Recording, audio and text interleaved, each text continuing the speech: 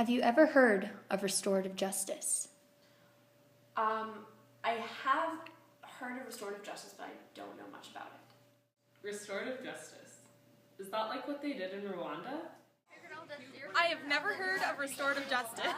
What do you think restorative justice means?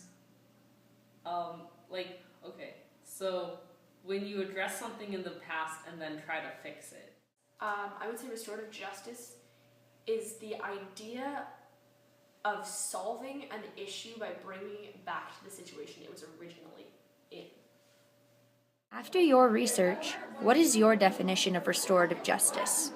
My definition of restorative justice means bringing together the victim and offender and working things out in a way that is productive for them and for the community. It involves restoring them to a better state before the crime and as well as implying punishment in some form of justice. What is the medicine wheel? The medicine wheel is a First Nations tradition representing rebirth and the circle of life, as well as healing. How is the medicine wheel important in the process of restorative justice? Restorative justice is about righting wrong, in a sense about healing. The medicine wheel can exist as a powerful symbol of what we hope to achieve. Why are Aboriginal peacemaking approaches essential to healing the residential school legacy? One of the commonly referenced components of residential school resolution that we researched was the quartered circle of a medicine wheel, with the words acknowledgement, redress, healing, and reconciliation written within it. Aboriginal methods such as this medicine wheel are essential to healing the legacies left behind from the residential schools. The Aboriginal approach to wrongdoings that focuses on a collective responsibility seeks healing to restore peace among the community, offender, and victim.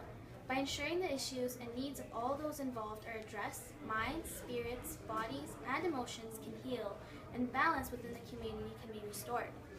Having strong, healthy communities that acknowledge and accept the past is fundamental to breaking the cycle of abuse that began in residential schools. By resolving the effects of trauma in one generation, the patterns of abuse are not allowed to continue, stopping the intergenerational legacy.